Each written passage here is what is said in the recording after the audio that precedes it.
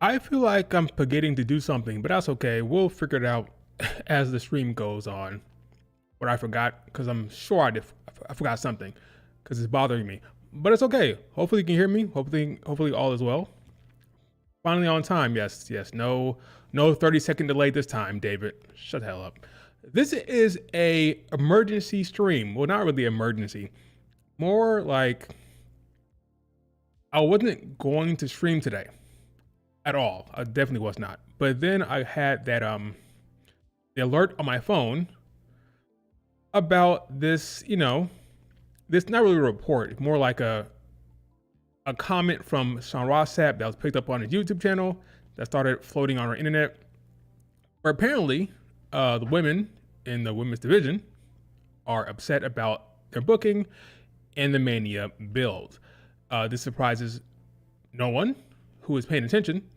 So let's see exactly what was said in this report. Let me see if I can find this real quick. I quoted it, so it won't take too long.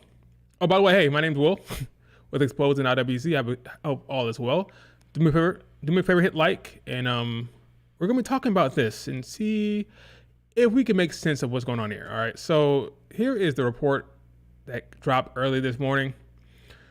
There is reportedly growing frustration in the WWE women's division over their booking. I've spoken, so this is Sean Rossap talking now. I've spoken with plenty of women in the WWE who are frustrated about the booking of the women. I know there have been some Mania pitches that have been rejected because people are like, token tag matches aren't something they want to do. They want things put on a more even playing field with the women's division. So basically, in other words, the men are getting non-title feuds, more creative stuff, more creative juice and energy, and the women are like getting scraps and not getting anything important and getting put in random tag team matches. This sounds familiar, right? Before we dive in really on this topic, I'm gonna take you guys back in time, okay? Back in the day, last year, with these comments. Let's see if I can pull this up here. Here it is. Let's listen to this and see if you remember this from last year. This time last year. Where we can have I can't wait until we can get to a WrestleMania where we can have a women's singles match where it's not just a title on the line, because the men do it all the time. And our roster is so stacked now where we can have a singles women's match where the story is so good and people are so invested in it, where it doesn't necessarily need a title because it's just as important, it's just as big. So I think that we are at unprecedented times where women can start doing things like all women shows, or keep main eventing on a weekly basis, or one day where the women are main eventing the second night of WrestleMania, or main eventing the first and second night of WrestleMania, or having matches that aren't just title matches. It's all possible now, and it's only going to get better. I mean, there's all these women, there's so many women getting called up from NXT, and so many women in NXT and NIL program that they're just learning so quickly, like the Tiffany's, who are just here for a year and on the main roster and already like doing amazing things. So it's just going to continue to grow. Unfortunately, Bianca, it didn't continue to grow, and it didn't get any better. But this was last year, March 23rd. As you can see, this is my tweet. What did I say? Now, I know why Bianca Belair was making the round addressing this issue of non-title singles matches for the women. Women don't get these type of matches. She knew this shit was coming. Now, what am I talking about? What the hell? Crazy Will, right? I'm just Mr. Crazy online, right? What am I talking about here? Well, if you remember, around this time, Bianca Belair was clearly and obviously being set up to face Tiffany Stratton. I was one of the people online saying, guys, it's obvious booking here. They're clearly going to do Bianca Tiffany. When I say clearly, it's because every damn segment had Bianca and Tiffany in it, right? I don't know if you guys remember this, but literally every god damn segment was Bianca and Tiffany. Tiffany's first appearance was on Smackdown, facing off with Bianca Belair. She said, I'm I'm not afraid to step to the baddest woman in WWE, right? And he slapped Michin like crazy, right? Remember that? He then went on a winning streak and beat everybody in the goddamn women's division except for Bianca Belair on SmackDown. She even faced Michin again. She beat Michin again. And what did Corey Graves say? Corey Graves on commentary said that she's going to find her lane, or I forgot what it was, something about WrestleMania. She's on the path to WrestleMania. She's trying to find her lane to WrestleMania. People got excited. People were happy. And then what happened? She disappeared. She completely disappeared from SmackDown. Why? Because they pivoted. Okay?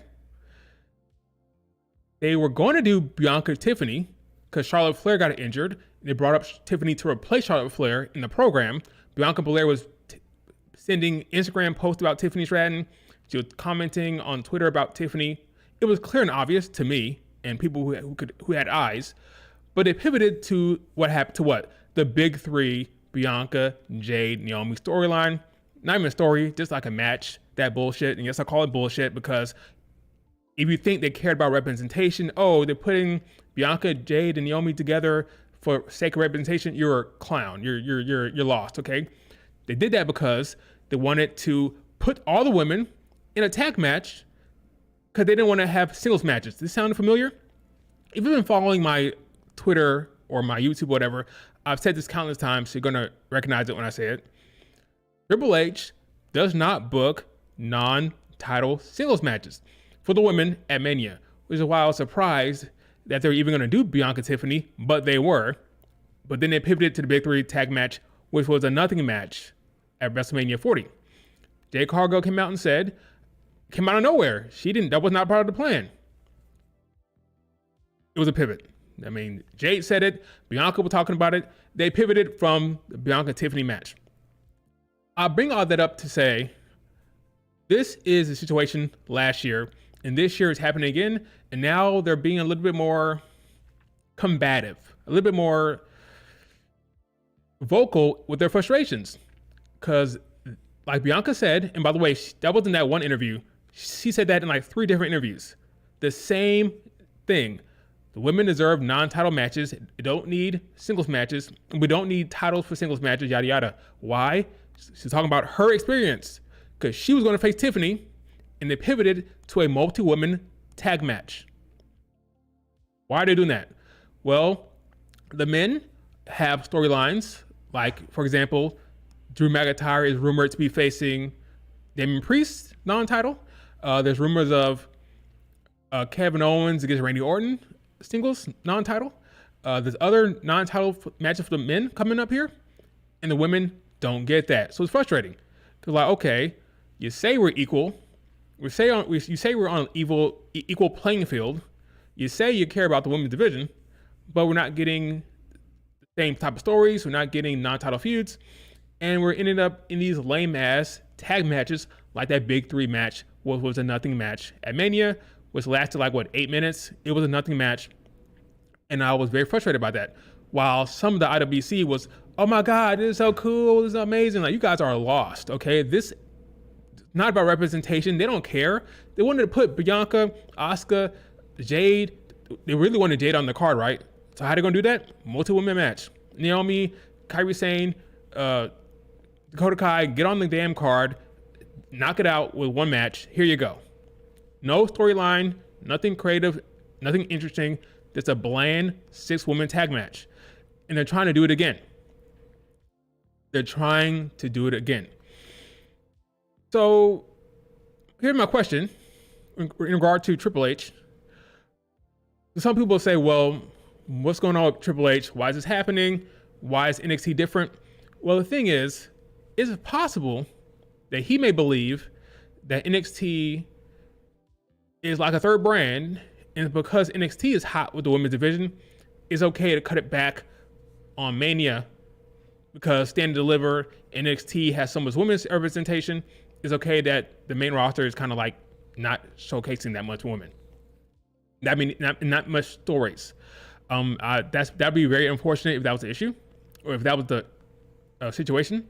But it's very possible that he thinks because NXT is hot, well, that kind of women's wrestling, that's there, you know.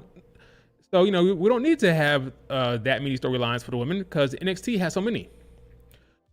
It's funny because NXT women's division, they're branding it the best women's division in the world, which I believe is pretty asinine.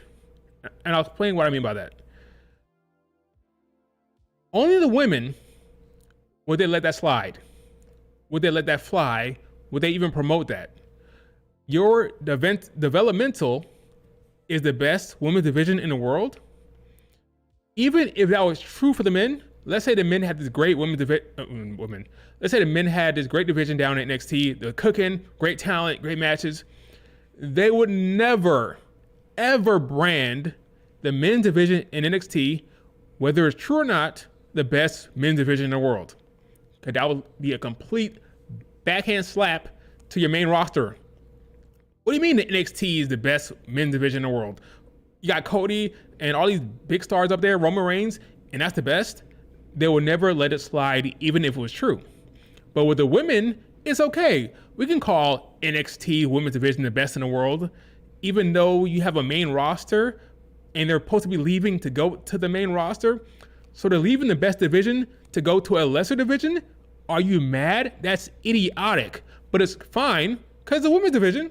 And when women's wrestling, who cares if NXT is the best women's division? We can call our freaking developmental the best because it's the women's division. Who cares? They will never let that slide for the men ever. And it's nonsensical when you think about it for 2 seconds.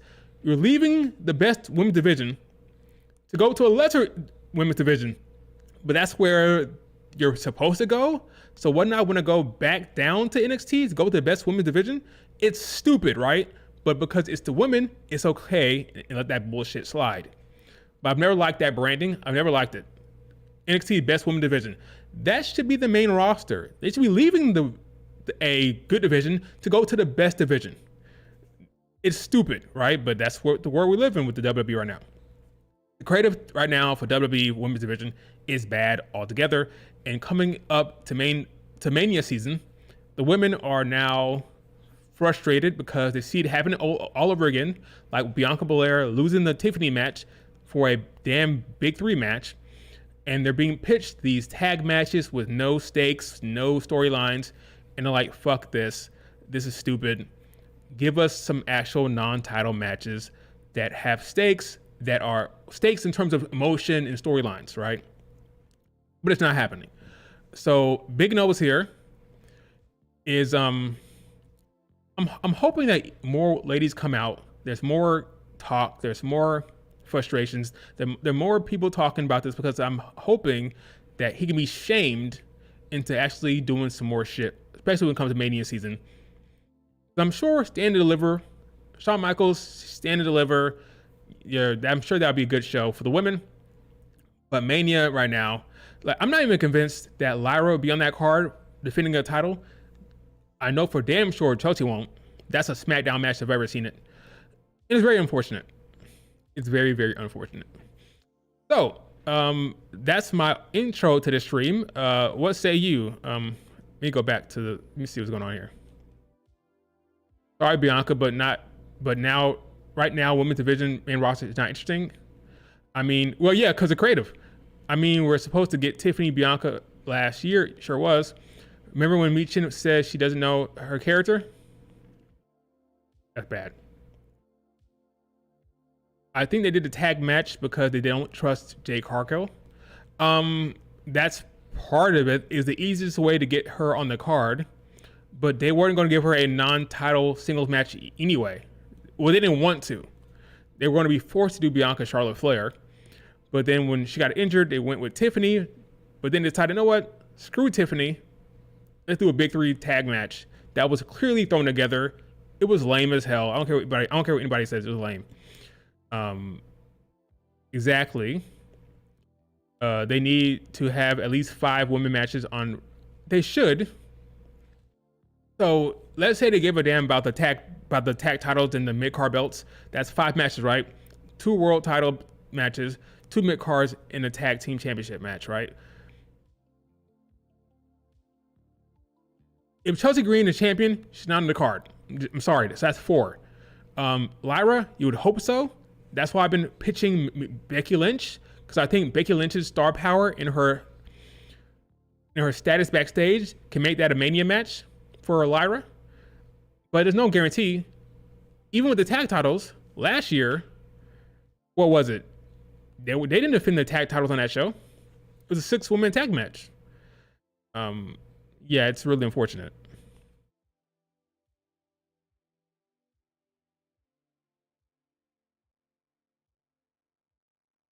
Yeah, I mean, when it comes to the women's division, the best division in the world is your NXT division. It makes no fucking sense. They would never let that slide if the sex were reversed. If it was the men's, they'll never say that shit. Even if it was true, they would never say it. That's ridiculous. They'll never say that. You see the idiots on Twitter saying that's just the women's can draw. Yeah, that's just an old take at this point. Like, the women have shown that they can draw. Bianca Belair and Bayley have main evented SmackDown, and that's been the highest rated segment of the show. The women have main evented and had the highest segment, had the highest ratings. Even NXT, the ratings are going up and they're doing well with the women at the forefront. So that's a stupid take. Of course they can. It's not about women versus men. It's about storylines. If you care about storylines, you care about the characters, you'll be invested no matter what. It's not about men versus women. It's about characters, direction, storylines, stakes. I mean, we've seen so many we've seen the crowds react to men and women. It's the same in terms of like crowd reaction. Not about that. It's about investment. If you're getting, for example, when's the last time a woman came out to open up a show to cut a promo? Serious question. I'm asking the chat. When's the last time a woman came out to open the show, Raw or SmackDown, grab the mic, and cut a promo? For example, what KO did, not KO, but what Sammy did when he talked about Kevin Owens on Raw. When the last time that happened? Probably Rhea Ripley, because that's his daughter, right? Probably Rhea. But before that, when did it happen? That used to happen more often under Vince. You used to see Becky Lynch come out, cut a promo. Bianca Belair open up the show. Sasha Banks open up the show. You usually see more women open up the show, the promo, under Vince than you do Triple H. And that's a damn shame. I will say that Triple H, women main event more, probably, maybe. They main event the shows more often under Triple H. But in terms of promo time in the ring, open up the show, that doesn't really happen that much under Triple H.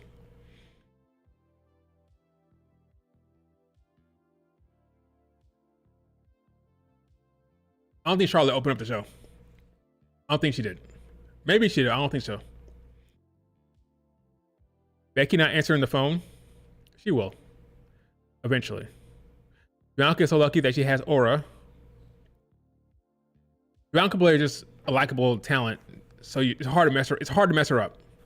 Because she does a lot of it on her own gear, the way she talks, her moveset, that's all her. It's hard to mess her up, even if you book her terribly. Once she's on TV, she's going to shine. Once the bell rings, she's going to look great, right? So it's hard to... Same with Tiffany and with stuff. People like Tiffany and people like Stephanie McMahon, they're so cool and they're so good in the ring. They pop with their athleticism. It's hard to screw them up. So even with bad creative, they can be hot with the crowd and pop over the crowd, right? No, Triple H has messed up with the women's division. That's clear. I mean, that can't be denied. It's not been great. So now, going into the chamber, you're thinking, okay, what are we going to get? What's going to be compelling? I'm not convinced at all we're going to get anything good out of that. The focus will be on the men, whether it's Cena, CM Punk, or whatever. That'll be the focus. Whoever faces Rhea Ripley, especially if it's not Bianca, when it probably won't be, it'll be like filler. It'll be like a filler Mania match. Similar to Bianca Asuka, filler Mania match. And for the women, on the other side, Charlotte Flair and Tiffany, I sincerely hope that Charlotte Flair will explain herself and tell us why she picked Tiffany, because we don't know yet. We have no idea why the Royal Rumble winner has picked her opponent. We know why Jay did.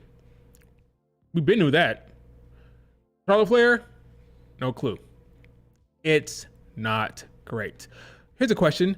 What is the top storyline for the women on the main roster? What is the top storyline for the women on the main roster? Right now, probably who would tag Jade? And that's a damn shame considering how bad that's been told, right? It's probably the top storyline. Got new development, that video from the cell phone, right? They went to Raw, they attacked Liv Morgan and Raquel. Not Raquel, but Liv Morgan. Raquel lost. Now we have a tag match for the championships next Raw. Hopefully in the main event. That's the top storyline right now. It's not Charlotte Flair, Tiffany. We don't know why she picked Charlotte. We don't know why she picked Tiffany. So that's not it. Nothing going on with Lyra. Nothing going on with Chelsea. It is the Jade Cargill, Bianca, Naomi storyline, and that's not been great. So that shows you the state of the state of affairs here. It's not great. It's his Mania season, and the top storyline is who attacked Jade and how's that going to develop. Not the title at all. That's crazy. It's Jade. It's a Jade thing. Who attacks Rhea Ripley? Who fights Rhea Ripley is not a storyline. It's not a story. That's like champion must face the chamber winner. That's not a storyline. That's just the happenings. That's what's going to happen no matter what. It's not a story, right? There's no character there, right? It's Jade Cargill attack, and beyond that is like what? Charlotte picked Tiffany, and we'll find out hopefully on SmackDown. And then what after that on the main roster? That's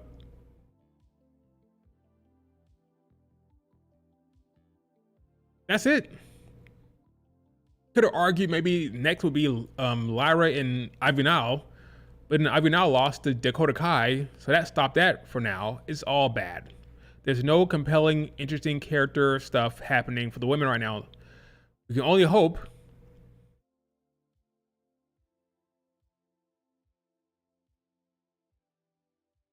honestly, I think the Bianca Naomi Jay stuff is the best hope for anything right now. Think about it. Jay comes back, pissed at somebody, whether it's Bianca, whether it's Naomi, and then that causes something to happen. That's an explosion, that's friction, there's chaos there, depending on how Jade Cargill reacts when she returns. If Bianca Belair or Naomi is revealed to be the attacker, well, then we have a change in the dynamic of their relationship. Bianca Belair and Naomi's relationship changes instantly. That's the only thing I can think about right now. That's it. That storyline, that relationship. There'll be a change. Character development or development within that relationship will change for sure. That's pretty much it. Everything else is like nothing.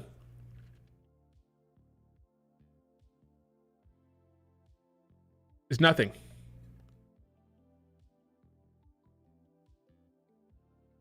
Roxanne Bailey, I mean, that's taking place mostly on NXT. It could very well end if Bailey pins Roxanne in the chamber. It could end there. What else? Io Sky gets an opportunity on the Raw after the chamber. If she loses clean, it's over. That's that. That was a story, to be fair, right? That was a story. Io Sky got screwed by Rhea Ripley. It wasn't her intention to do that, but that's what happened. She got screwed. And she got mad. She stormed off, upset. And she said, "Hey, Rhea, you cost me my title opportunity. I'm coming for you." That's a storyline. But then Rhea Ripley came back and said, "You know what? I didn't do this because I had to, because I wanted to. Like, whatever, Rhea Ripley, whatever. Like, next week, well, not next week, 3 weeks from now, on the Raw, after the chamber, you and me, one-on-one. Okay. That's that. Did you see EO on the show last week, on this week on Raw? No. The match will happen, and it could be that. I feel like we may have a better idea of what's going to happen in that match once the chamber is over, but no real story there. Io Sky was sad. Now she's happy. I got my match. Cool. Nothing compelling, nothing interesting. Meanwhile, for the men, you have CM Punk in his whole favor with Paul Heyman. Got Cena in his retirement tour talking about how he wants to win the big one again to get that record, right? Got the Bloodline, you got Jacob, got Solo. So for the men, and we're talking about non-title matches, Solo, Jacob, Drew, Damien is a rumored one. And then the last one would be, what's the other one? Non-title. Oh yeah, KO, Randy, or KO, Sammy, depending on what happens at the chamber. That's 3 singles matches for the men. That's non-title. Women will get 0 as of right now. Things need to change. Things need to change. Do you think EO could beat Rhea Ripley?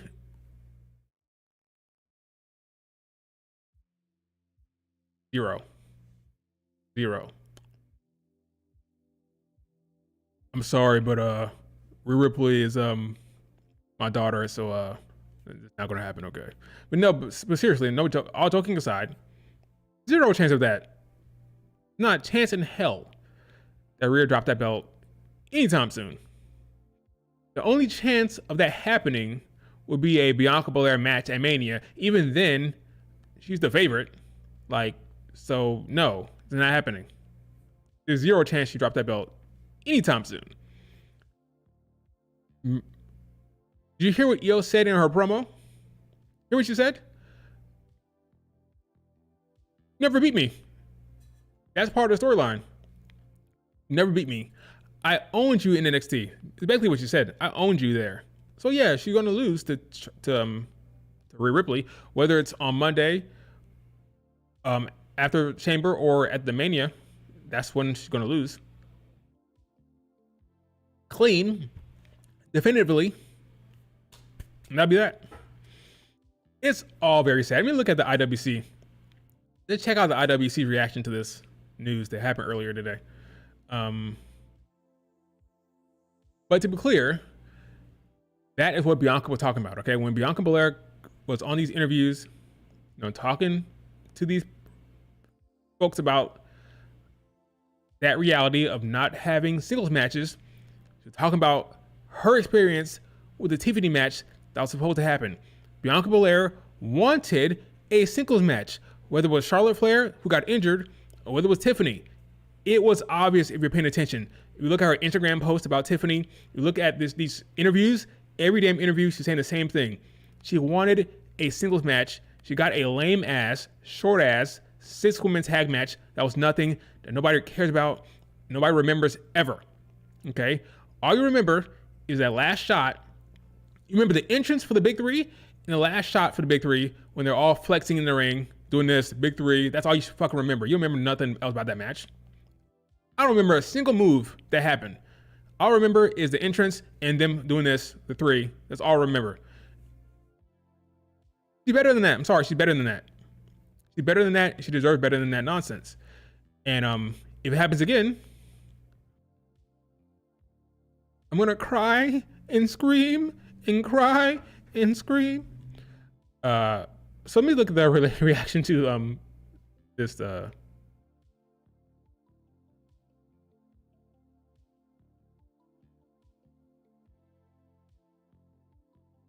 If the AEW won't create a 1-hour women's show only, then the WWE should. No.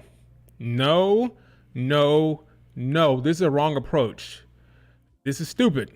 Okay. First of all, NXT is the women's show right now anyway, right? But this is a problem. Once you do this, all the women's matches will be put on that show. You won't see them on the main shows or main cards. Like, it's gonna be worse. Now they'll have a place to put it. Put that match over there. It won't be on the main card. It won't be on the big PLE. No, don't do that. Just book them equally on the PLEs. They don't need 50-50. 60-40. 65-35. If it's 5 matches, let 2 of them be women's matches. Okay? If there's 7 matches, let 3 of them be women's matches. That's it. You don't need to create another show. That's a terrible idea. It will lead to othering them. That's what's going to happen. It's going to lead to more othering of them. The women's division has been booked poorly for the past year. Yes, they deserve better. I agree. Let me see. This is a disgusting tactic even by Cultaholic. Women are getting paid more. That's true. Getting equal time. That's not true. That's not true. Supposedly Natalya, she's been getting nothing, right? Natalya's been backstage, no matches, no storylines, no nothing. Who said it was up to the women to decide what they can accept and reject? Your job is to perform, not to turn down potential pitches. You can express your displeasure. You can express that you're upset about it. I don't think they're saying we refuse. But if they're being suggested stuff, if they're asking their opinion on stuff, they can say, no, I don't like that. That's completely fine. It's completely fine. Okay, let's see. We need Becky to save the division. I don't think that's going to matter. All right. I don't think that's going to matter. Remember when her match was supposed to be on SummerSlam and Triple H gave it a boot? He gave it a boot. Like, nope. He's going to be on... what was the show after SummerSlam? I don't remember, but it was not on SummerSlam card, right? No, Becky's not some all-powerful woman backstage. If anything, Charlotte Flair probably has more power than her backstage, especially with Triple H, probably. Payback, that's what it was. Thank you. That's what it was. Let's see.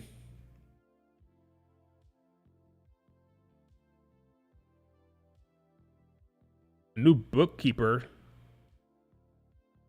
Some people think that Triple H should get someone to help him. He's spread too thin. That's probably true. I do think he's probably spread too thin, but he's a boss, so he'll have to make that change himself. So that's the thing. And other than going to the indies, there's no option because the other company treat 90% of their women like shit too. I won't say they treat the women like shit. I'm not gonna say that. I don't think they treat the women like shit. WWE, it's just not great. That's all.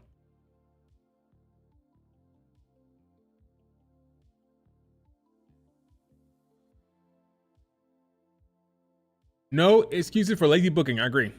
There's no excuse.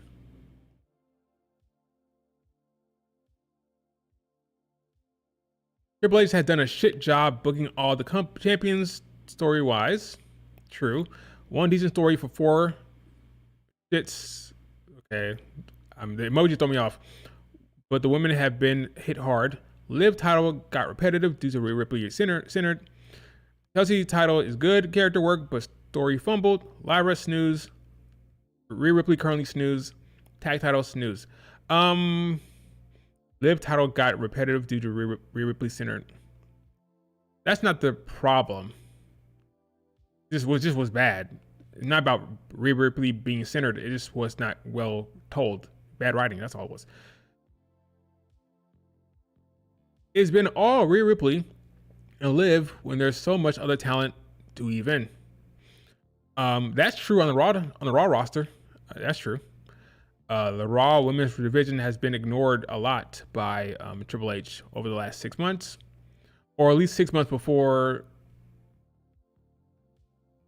Netflix debut, right? No, copyright. WWE made big show of the women's revolution, but they do not treat the women's division the same as the men. That's true. Hopefully Triple H doesn't bring back the big 10 women tag matches. Don't do that. I'm sick and tired of those nothing tag matches. I really am. Enough. I'd rather them not be on the card at all. I'd rather no match at all than those multi-woman tag matches. I hate them. Where is Apple Fire? Hopefully they're like rebranding her. She's not getting cuts because I think she's very, very good. So I'm hoping that they have her off TV for like a rebrand or like a refresh. I don't want to see Apple Fire in catering much longer. She's great. Get her on TV.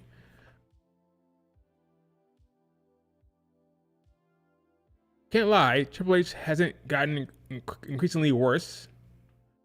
Hasn't gotten or has gotten. That's kind of confusing. Ball man, yada yada. Looking getting lazy and repetitive. Good. Yeah, it's rough, man. It's rough. It's rough.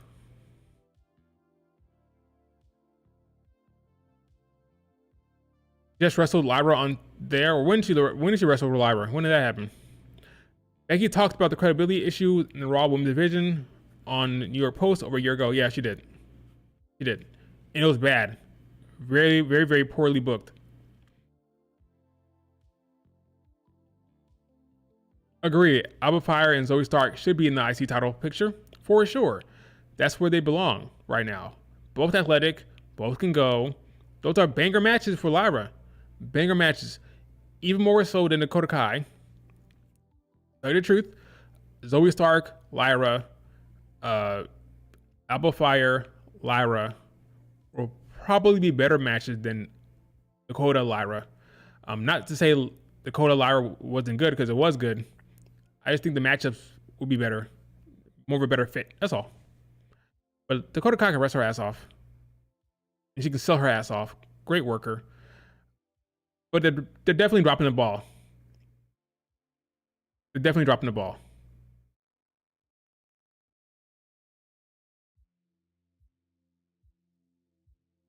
Samantha Irvin shows off her bruises. I didn't see that. From her tryout with WWE. Anyway, all right. So yeah, that's my 2 cents on the whole issue right now. I think that I'm hoping that what we get for Mania 41 will be better. More than 3 matches, I hope. I'll take 5. Okay, I'll take 5. I'll accept 5. I have no confidence that we'll get a non-title singles match at all. No confidence. So I'm hoping that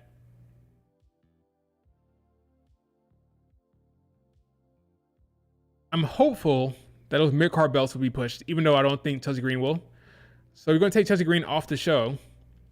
Then you can have a non-title match there that's singles. But we'll probably just do a multi-women match, a multi-tag match, something like that, unfortunately. 6 women, 8 women, 10 women. It's really, really sad. I'm worried about Nia Jax. Where does she fit in? It'll probably be a tag match. It'll be her and Candice LeRae on the card. They've got to at least go 60-40. So let's say there's 7 matches on both Mania cards. I don't know what it will be. Let's say it's 7, right? That's 14 total. 14 total. 6, at least 6 should be women's matches, I would feel. At least 6. I'll accept 5, but it should be 6. 4, 3, that's ridiculous. Out of 14, that's ridiculous. Can't talk about how there's so much so much talent in the women's division and the superheroes and all that shit, but then turn around and book them in a manner that doesn't make sense based on what you're saying. If they're talented, if they're amazing, we'll book them somewhat equal. Now, I'm not even asking for 50-50 because I think fortunately, that's a pipe dream. So since that's a pipe dream, I'll go with 60-40 or 65-35. But what we're doing right now is more like 90-10, 85-15. That's ridiculous. Ridiculous.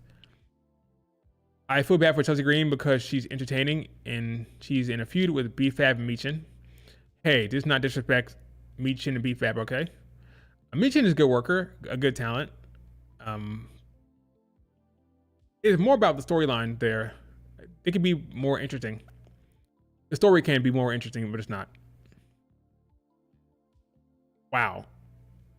Am I forgetting something to say here? It is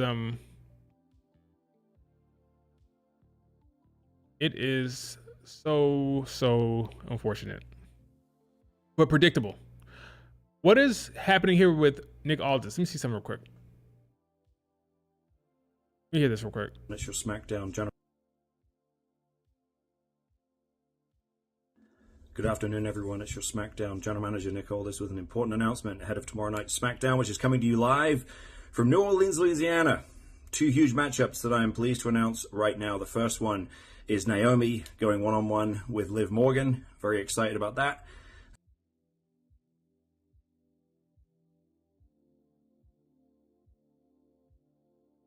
Not a surprise. They're dropping those tag belts. They are dropping those tag team championships, man. I believe so. And secondly, we've got a six-man tag team match, which will pit Tama Tonga, Jacob Fatu, and Solo Sikoa. They'll be taking on the trio of Braun Strowman, Damian Priest, and the WWE Champion, the American Nightmare, Cody Rhodes, in addition to the existing matches that are already announced, which is Jimmy Uso one-on-one with Drew McIntyre, and the tag team titles are on the line. Pretty Deadly challenging DIY. We'll see you there. 8/7 Central. So we heard four. Let's hear that again. It's your Smackdown General Manager Nick Aldis with an important announcement ahead of tomorrow night's Smackdown, which is coming to you live from New Orleans, Louisiana. Two huge matchups that I am pleased to announce right now. The first one is Naomi going one-on-one with Liv Morgan. Very excited about that. And secondly, we've got a six-man tag team match, which will pit Tama Tonga, Jacob Fatu, and Solo Sikoa.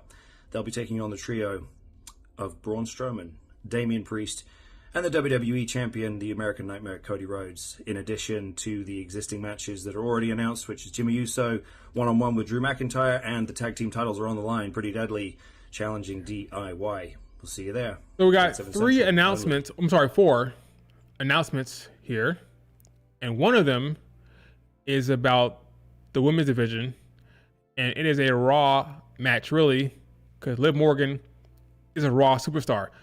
Timeout. What's going on here? I guess with the Mania season, it's all kind of open. Like there's no you can pop up anywhere. There's no brand exclusive shit right now. So Liv Morgan can pop up on SmackDown anytime she wants. It doesn't make any sense to me.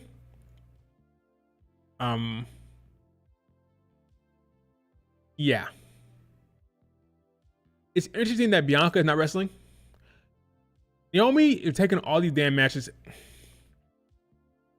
It's a blessing and a curse when it comes to Bianca Belair.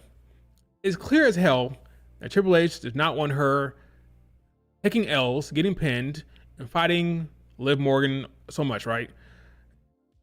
But we're robbed of a great talent in the ring because Naomi is the one taking all the L's or taking all the matches, right? Naomi, Liv Morgan, Naomi, Nia Jax, every damn SmackDown, Naomi's wrestling. Bianca's kind of just there, but she's the better in-ring talent. And the folks that buy tickets will want to see her wrestle, but she's not getting the singles matches. More about Naomi all the time. Whatever. But it's just interesting to call that out. But again, he called out four matches. One of them is the women's match, and that's a Raw match because Liv Morgan, apparently she can float around. So there's no... It's all on open. There's no brand exclusivity right now, so you can pop up anywhere you want.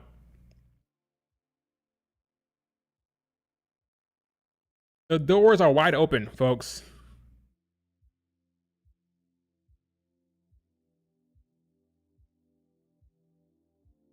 The doors are wide open.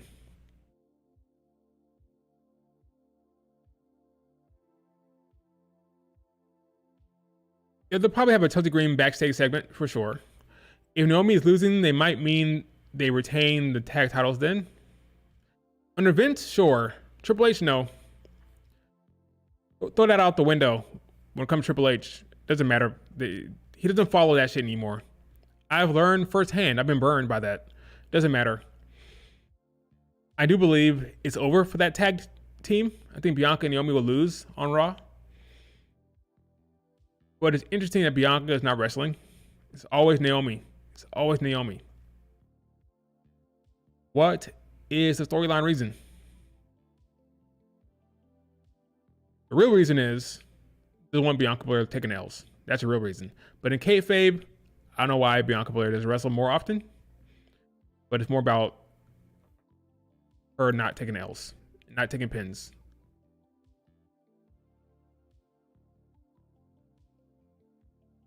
Liv Morgan winning means nothing for that match. Like I said before, under Vince, it would mean something, but on Triple H, doesn't mean anything. She can win or lose. It'd be DQ. Probably be DQ, probably no.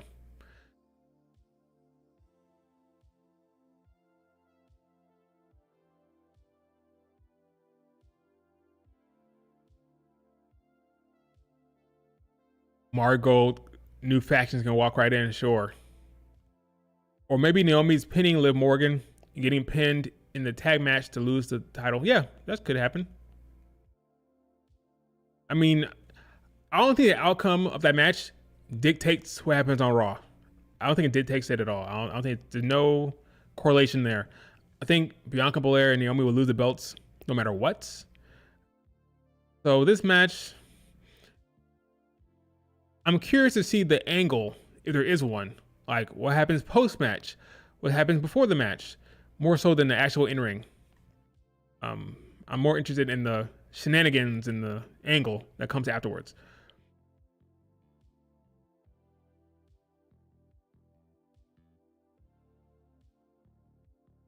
What the?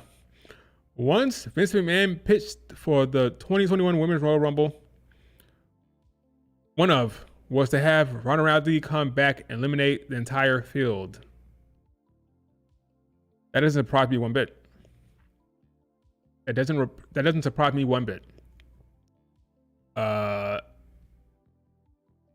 Funny, but not surprised. Vince is a clown, so I'm not surprised by that one bit.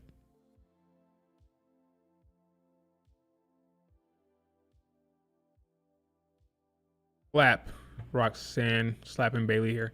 Yeah, that doesn't surprise me one bit. Vince was a clown.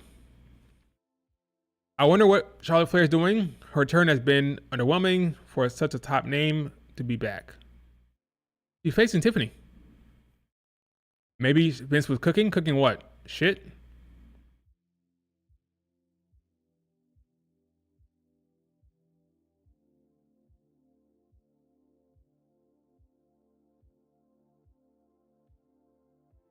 So I'm the only Rhea fan here? No, I'm a Rhea fan, Andrew. I'm a Rhea fan. I'm a Rhea fan just like you are. We all love Rhea here, don't we, chat? Nobody loves her more than Triple H, but we all love Rhea. You know? Got Rhea, Bianca, Tiffany up in the top there. See? We all love Rhea Ripley here. But yeah, it's a status situation. Charlotte Flair beats Tiffany at Mania.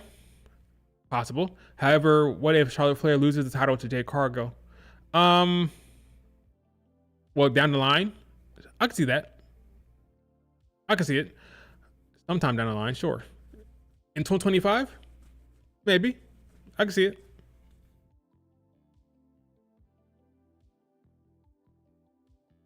I can see it.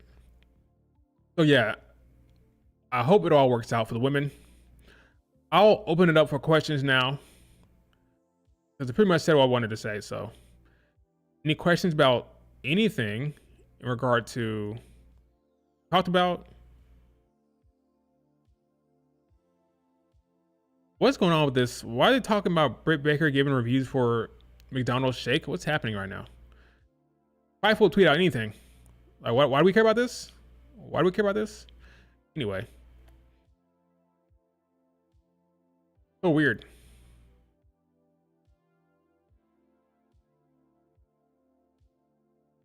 So weird. Who pins Roxanne in the chamber? Probably Bailey. Probably Bailey.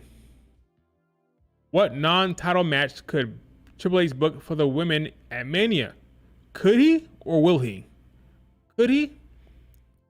He could do Bianca, Jade, Naomi.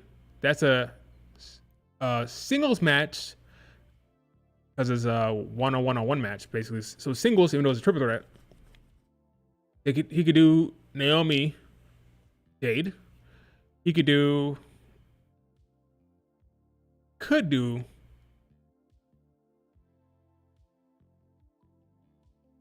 that it? That's non-title? Becky, Liv. Let's say Liv lost tag title match and lost to Chamber.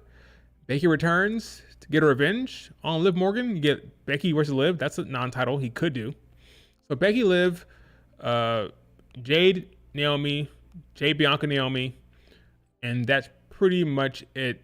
That's non-title. That makes sense, right? You could say Bayley, Roxanne. I don't buy that at all, but it's possible. It could, but I don't think it's even possible at all.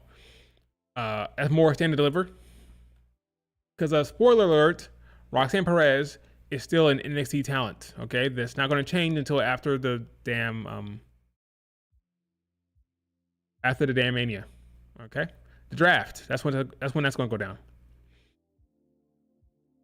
So if you think the Chamber for women and the men is like a buffer to WrestleMania right now, what do you mean? Once the Chamber is over, the Mania picture should be more clear. Yes. Yes, that's what we're waiting for. Yes. For the men, at least, that's the big storyline, right? Who faces Cody Rhodes is bigger than Jay Gunther. So the women kind of feel fillery for me. That's right, I said it. A filler Mania match for the women, I think, when it comes to Rhea Ripley. I don't think that storyline will be bigger than Charlotte Flair Tiffany. I think all the creative energy, for as small as it is, I think all the creative energy will go to Tiffany, Charlotte Flair, and Rhea will just beat her opponent. Nothing too interesting for the feud. Match happens, Rhea wins, and we move. Now, if it's Bianca Rhea Ripley,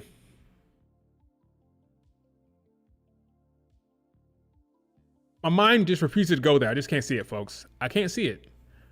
I just don't believe it will happen. I will be shocked if Bianca Belair won the damn Chamber. It could be Liv. It could be Bayley. Am I looking forward to that? Am I excited about that? No. I'm not excited about Liv, Rhea Ripley. I'm not moved by Bayley, Rhea Ripley at all. Here's the thing, folks. They could have just put EO in the match. I'm confused. They could have just put EO in the damn Chamber.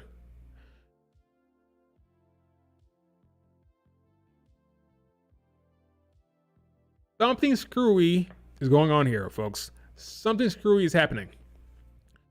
You could have easily put EO in a damn Chamber match. I think the biggest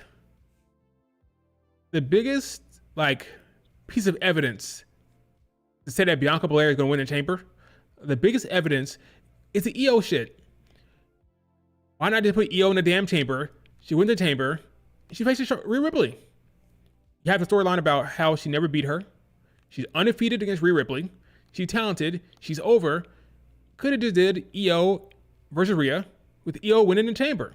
The fact that you have EO not in the Chamber, she's wrestling on Raw, is like the biggest indicator that something's weird's going to happen here. Like, it was so straightforward. EO, Rhea Ripley, have her win the Chamber match. Bada boom, bada boom, we move on, right? But something's weird going to happen here because I don't know why you don't just put EO in the damn Chamber. So whether it's a EO Liv Rhea match, which is kind of be quirky and weird, or whether it's Rhea Ripley Bianca Belair, which would be quirky and weird, it's just going to be weird regardless. No matter what, it's going to be weird. I'm convinced because EO was right there for a straightforward storyline. Straightforward story. And they said, nah. I'm like, whatever happens, it's going to be weird. I'm convinced. It's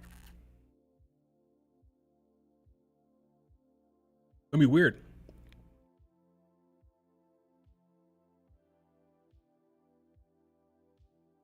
Well, clearly, David, maybe they don't want Io versus Rhea Ripley at Mania. Clearly, they don't. Clearly. But why? Io is great. Rhea Ripley is great. Io has had bangers with Rhea Ripley in the past. Why not? They don't want it. You're right, they don't want it. But why?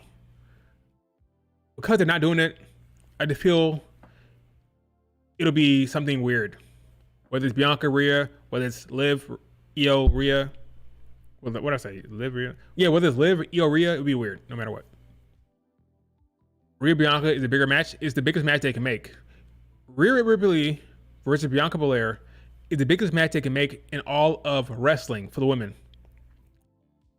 You argue, if you're a Joshi stan, you argue, no, Mayu Iwatani, Io Sky, or Sarii against Io, something like that.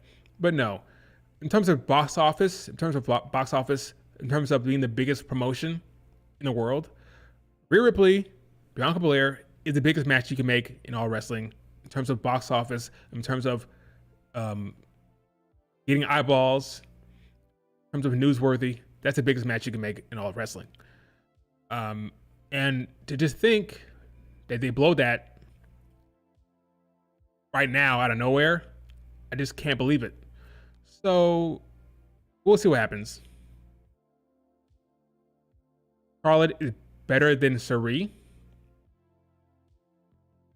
No comment. Rhea versus Bianca Belair is like Rock Roman. This shit ain't happening. I'm fine with that. It'll happen eventually.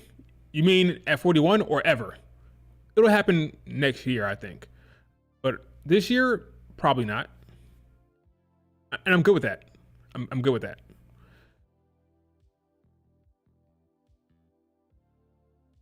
The X Factor is SmackDown on SmackDown to Jade? Sure, she is. The X Factor on Raw is Io. Well, X Factor in the sense that we're fancy booking, because her direction is clear right now. She has a match. She loses, it's over. We're fantasy booking some shenanigans with Io, but she has a match. It happens. The winner goes to Mania. The winner will be Rhea Ripley, and that's that. That's how we should see it, right? But we're thinking about, well, can this happen? Can it be a triple threat? Will Liv Morgan interfere and cause shenanigans, causing a match at Mania to be Io, Liv, and Rhea Ripley? Like, we're fantasy booking that, but on paper, it's straightforward. Io has a match against Rhea Ripley. The winner goes on to Mania, and the loser is screwed. That's the storyline. That's what's happening right now. But we're fantasy booking shenanigans with that. With Jade, we know she's going to return. We know that Bianca or Naomi did it, right? A little bit more different. Not exactly the same, Jade and Io, in my opinion, at least.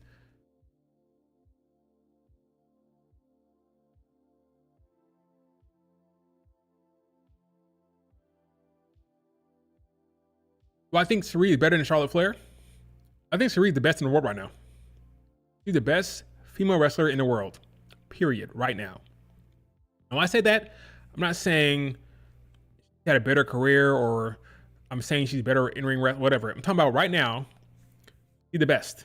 Her performance, her level of consistency in the ring, she's the best in the ring right now. She's the best wrestler in the world right now. That changes every year, right? Just like with NBA, you have an MVP one year, next year it'll be somebody else, right? One year Stephanie Curry. One year is Stephen Curry. Next year it be Giannis. Next year it could be Jokic, whatever. Right now, Sarii is the best in the world. Yes, right now she's better than Charlotte Flair, who's coming off an injury for an entire year. Yes, she's the best. Sarii, and then everybody else right now. He's putting on banger after banger after banger after banger after banger right now. She's the best. That could change. We'll see what happens in 2025. Right now, if I were to show you my top 4 matches in the world in 2025 so far, I'm going to see Sarii's name twice for the women right now. If we did a top 5, it would probably be her name 3 times, actually. Oh. Let's see. Why this shit not coming up?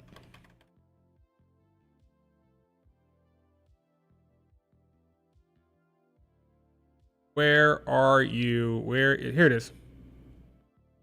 My current top 5 has a name 3 times. Number 1, Jordan Grace, Tessa Blanchard. Number 2, Sari Vinny. Number 3, Sari Meiko Sanomura. Number 4 is Mayu Watanabe versus Mizuki. And number 5 is Sari versus Utami. 3 of the top 5 this year has her name in it. Okay, she's the best right now. We'll see how this list shakes out. But that's the current top 5 matches in 2025. It was Wrestler of the Year last year, in my opinion, Wrestler of the Year. And this year already, starting off with a banger. Starting off hot. Yeah, when it comes to Tessa Blanchard, I'm being objective. The in-ring was great. I'm inviting her to my cookout anytime soon, right? But to be objective about it, I watched the match. Great match. Unlike some of these folks online, I'm not going to lie or tell you bullshit because I don't like the person, right? Whether I like the person or not, I'll be honest with you. I wouldn't invite her to my birthday party anytime soon, right? But her match with Jordan Grace was great. It was the best match this year for the women so far. And that's just how I feel about it. I'm going to give you the honest truth no matter what. How do you even watch those matches in Japan? The internet. Well, first of all, I have a subscription to, so I'll show you. So I have a subscription to Wrestle Universe. That's number 1, right? Here's Wrestle Universe. Okay.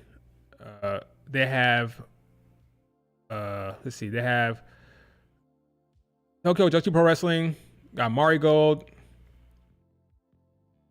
got Sendai Girls in here. So this is a one way, right? And then other way, you just got to catch it somewhere online. The dark arts of the internet, you know? But here's the proper way right here. You got, here's Yu Watanabe. She had a great match with Mizuki, right? That was in my top 5. Where is that match anyway? I wanted to find it. Here it is. I could literally watch that match right now if I wanted to, right? Main event was Mizuki versus Watanabe, right? Back to top. Oh, look, it's Masa Slamovich. This might get copyrighted. Let me be careful. But here's the match right here, right? Main event, great match. It was a banger, right? So there's that, right? And then if I wanted to watch Sari, where the hell did it go? Oh, I already clicked out of it. My bad. Let me go back out. I wanted to watch. So basically, Wrestle Universe, and then Stardom. I catch it somewhere else. Like I gotta watch somewhere else. I don't have a subscription to Stardom right now. Stardom World, however you want to call it, but that's where you would go.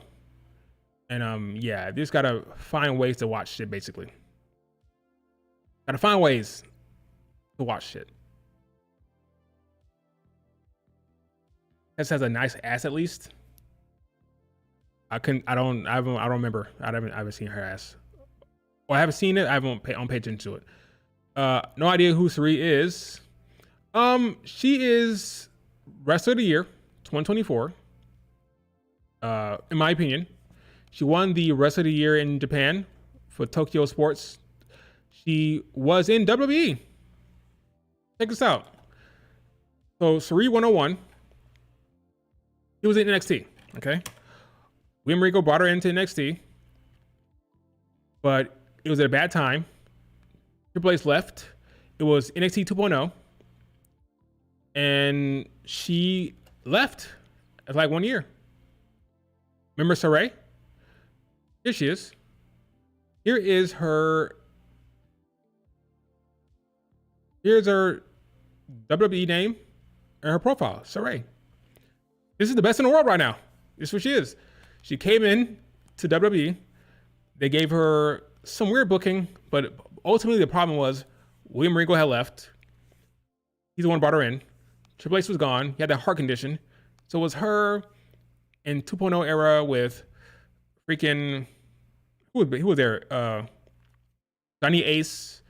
And it just wasn't a good situation. And she ended up leaving. So yeah, she's been in WWE for a little bit. She'll come back. Okay? Not just because I tweeted it and she liked the tweet. I tweeted that Sari will be back in WWE. She liked it. Liked it twice. So I'm convinced she'll be back. But yeah, she's the best in the world. Watch her match against, like, there's stuff on YouTube, I'm sure. Oh yeah, didn't she upload? Let me go to her YouTube channel real quick. Rhea has a YouTube channel. She does her own shows. She's a great booker. She books her own shows in Japan. And a lot of great talent will come to her show to wrestle her. Here it is. Okay, it's here. I'm gonna put this link in the chat. Go watch right now. You have time. This is one of the best matches last year. All right. Go watch this banger, okay? Here it is, right here. Mayu Iwatani versus Vinny and Hachimoto. Okay, go watch that match right now. Shishiro Hachimoto.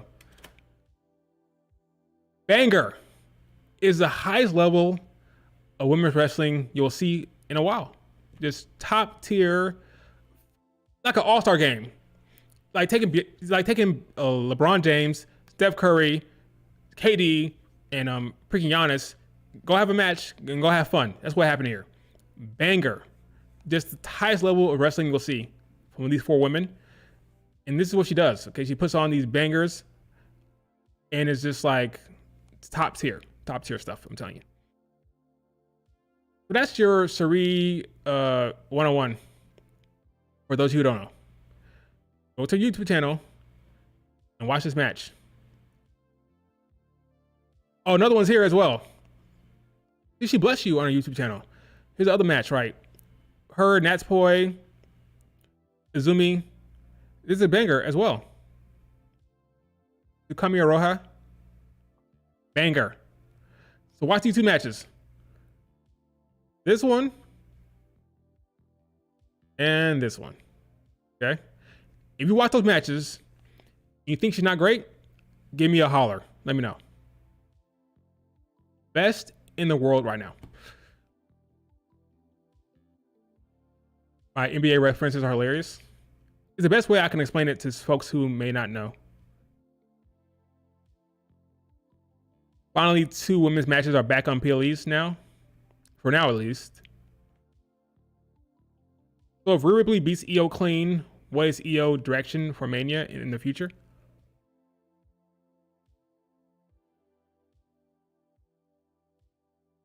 Io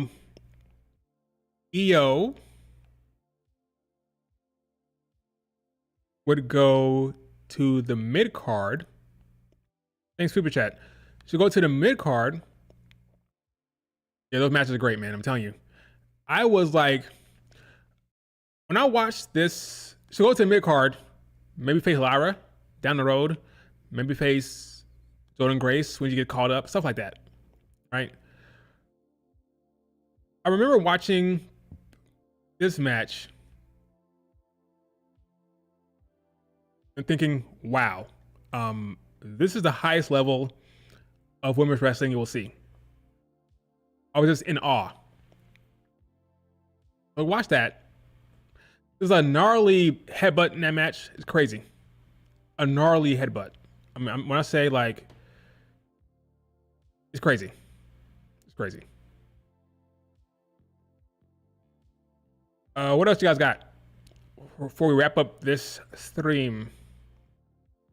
Any lasting questions you guys have? About anything. About anything. Let me know. Or forever hold peace for now.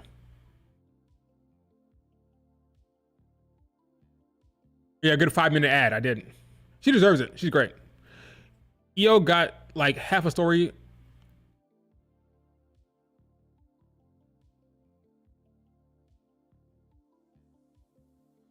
Half a story for Mania last time, you mean? Britt Baker come to WWE? Nah. Maybe, but I don't think so. Britt Baker is not the type of talent they're looking for right now. One. Number two, the women's division is loaded. There are too many names. There are too many women already down there. People are getting cut. I don't think so. Her best bet is to stay in AEW. Would they probably sign her? Sure. But I don't think it'd be great necessarily. I just don't love her as a talent. Great on the mic, good character work. I'm just not in love with the in-ring. Will it be a clean win for Stephanie next week? Yes. Do you think the road to Mania will hopefully pick up once we... Yes. I believe that the chamber matches are the last step. And then, well, on the men's side for sure, depending on the winner for the women, yes. I think the chamber match is going to be a big, big spot here. It's kind of like reverse this year. Usually it's the Rumble match. This year it's a chamber match. It's kind of weird. The Rumble match has been Gunther against Jay. Charlotte Flair picking Tiffany. The chamber is where it's at right now. That's the compelling angle with the Seth, your Cena's, your CM Punks. Who's going to win, right? For the women. Are we going to have Bianca win? Be surprised, but will that happen? Will it be Liv Morgan again? That's more interesting right now than Charlotte Flair Tiffany. So, yes, the chamber is where it's at. And hopefully, once that's over, we'll be excited about the direction for Mania. 'Cause right now, it's kind of blah. And also, KO, Sami Zayn, will that wrap up there? Or Randy Orton show up after the match? You can see Randy Orton pop up after that match. So yeah, there's things to look forward to. Hopefully after the chamber match, it gets picked up and we're off and running.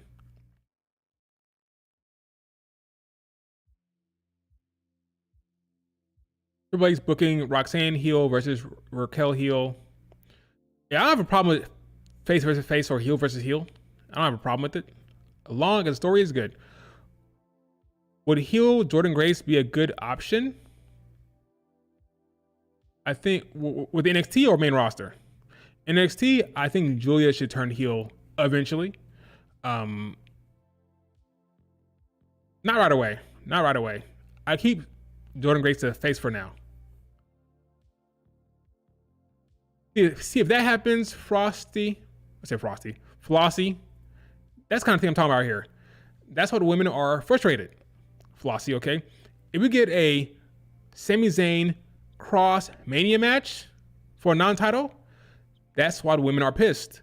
Why are you giving Sami and Cross a singles match with no title, but the likes of Bianca, Becky, Nia Jax, these top stars, Bayley, they can get a non-title match? It's ridiculous. So that's what the frustration is. That's why people are pissed. That's why people are pissed. Would the women's booking be different in 2025? So far, no. So far, no. I would say no.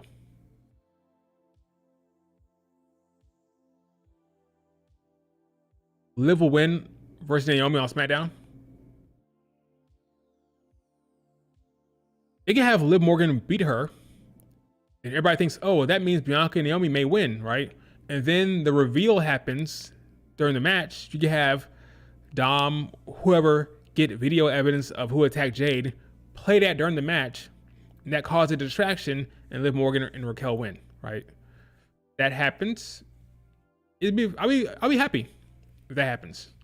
I think Jade Cargill should not show up. I said this last stream. I think it makes no sense to have Jade Cargill show up at this point because you want the focus to be on the chamber. And if Bianca Belair and Naomi are in the chamber thinking about Jade, that's stupid. Have the focus be on them two. So let's say instead of Jade showing up, get video evidence of the attack. They show Naomi attacking Jade, for example. That causes friction between Bianca and Naomi. We head into the chamber with that friction and that conflict. Not about Jade. It's about Naomi, you betrayed me. Naomi, like, who give a shit, screw you, and they fight and scrap. Jade Cargill should show up after that. But for the sake of the chamber, the focus needs to be on everybody in the chamber. Not about Jade looming or nothing like that. Let it be all about the 6 women in the chamber, not about Jade. So that's what I would do. Have the video evidence be revealed during the match. That causes friction. Remember, we have a SmackDown after that, right? So then maybe Bianca Belair shows up on SmackDown like, Naomi, where you at? I'm going to find you. She shows up with her hoodie and her jeans, ready to whoop ass on Naomi. They brawl. That leads into the chamber match. Then Naomi can, whatever happens there, whether Bianca pins her or whatever. And then later on, after the match on Raw, whatever, then Jade Cargill returns. That way the chamber is kept clean from Jade Cargill. That makes sense?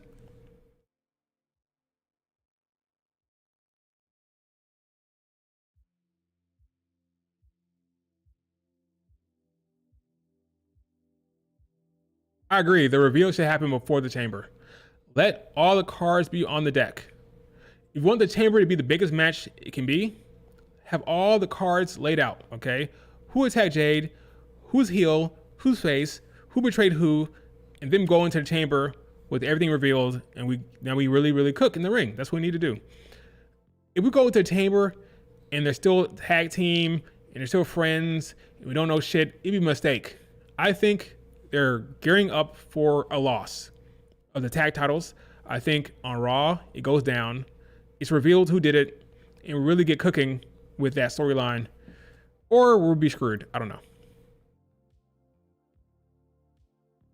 What's happening tonight? Oh yeah, so tonight we have TNA. So if you don't know, TNA is in Orlando. Okay, so we're gonna get a lot of NXT crossover. Obafemi will be there. So Obafemi teased that will be on TNA. All right, so expect at Full Sail.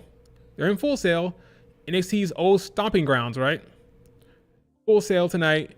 Expect a lot of NXT crossover tonight. So if you can watch TNA, watch it, because there's going to be a lot of NXT shit happening. I'm convinced.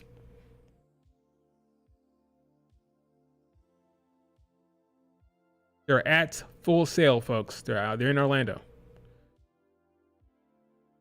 Got Wesley on the card. It's live, not pre-taped. It's live show. So anything can happen live. You got Wesley and his crew here. Gonna have, Tessa's talking apparently. What's your wrestling? Who's your wrestling? No clue who's wrestling because there's no match card. So she's gonna be wrestling. Can you imagine if an NXT talent popped up? Can you imagine if it's gonna be like Sol Ruka against Tessa Blanchard? That's down the line. That will happen, by the way. You will see Tessa against Sol Ruka down the line. That's gonna happen. Yeah, so expect the unexpected tonight. Got a concert tonight with Joe Hendry. They're at Full Sail University in Orlando. NXT talent will be there. Probably keep it a surprise though. Cora Jade will be there for sure, live. Maybe even Roxanne Perez. Who knows? Probably not Roxanne, but Cora Jade, Obafemi. Can you imagine if they get Stephanie McMahon? So you don't know. Stephanie and Tessa Blanchard are friends. And when she was signed to TNA, they talked on the phone and said, hey, maybe we can have a match. So Tessa and Stephanie have been talked about this. So that's going to happen as well. So brace yourselves. You're gonna get Tessa against Stephanie McMahon eventually. They're friends. They wrestle all the time in CML. So that'll happen. Again, I'm talking clearly only about the in-ring and the characters, right? The actual person, Tessa Blanchard, don't know her. Apparently she's a bitch. I'm separating that. Okay, I'm talking about the booking. Okay, the storytelling here. Tessa Blanchard will wrestle Stephanie. She'll wrestle Sol Ruka. She's gonna wrestle a lot of people, especially when she wins the damn title. Because spoiler alert, Monster Slamovich will drop the belt to Tessa Blanchard. It could be now, it could be in a month, it could be 2 months, but Tessa Blanchard will beat Masha Slamovich for that damn belt. Tell you right now, they are all hands on deck. They have all their eggs in the Tessa Blanchard basket, all right? Whether we like it or not, Tessa Blanchard will be the face of that women's division. She'll be champion for a very, very, very, very, very long time until they build up some babyface to take it from her. But she's going to have a long reign, a long ass reign. And they'll bank on the hate and how the fans will be rooting for the babyface every time. And they'll make money on that. They'll make money off of that. They will. Now, the question is, when will she step foot in NXT? That is kind of dangerous because I don't think that NXT crowd will hesitate one bit to say, she's a racist. She's a racist. That'll happen in NXT. So the question is, when will that go down? That's my question.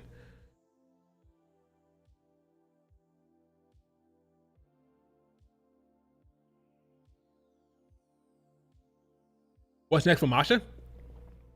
No clue. No idea. Probably facing off with some NXT talent, maybe against Zarya, right? Something like that. Something like that. Yeah, nobody likes Tessa Blanchard. Well, not nobody. In WWE, there are women like Gigi Dolan and Chelsea Green that don't like her. But you gotta be professional. You gotta be pro. Reportedly, Jordan Grace did not want to wrestle her, but she was a professional. She did her job. She wrestled her. So if Shawn Michaels talks to Dreamer and they say, hey, we want to do Tessa Blanchard against Kalani Jordan, well, guess what? Kalani Jordan will be professional and she'll wrestle Tessa Blanchard, especially considering she has no relationship with Tessa Blanchard. Now, if they ask Tessa Blanchard to wrestle Gigi Dolan, that might be a different story. She may refuse if she really, really hates Tessa Blanchard, because she was one of the folks that came out against her online. So if Gigi Dolan says, hell no, that may happen. But nobody else will refuse because they don't have a relationship with her, don't know her. All those NXT talent, they're not going to say no. Chelsea Green, Gigi Dolan, Ala Dawn, when she was here, they'll probably say no. Or they'll try to get out of it at least. But she's definitely going to pop up in NXT very, very soon.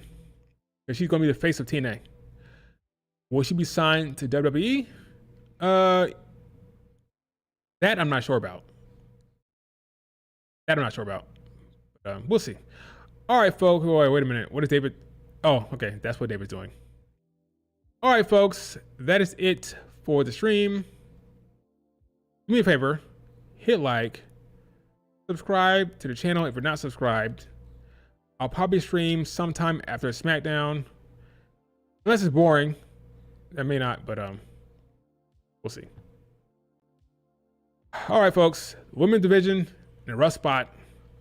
Hopefully it gets better, but I'm not under any illusions that it will be better anytime soon. That sucks. All right. See you guys later. Peace.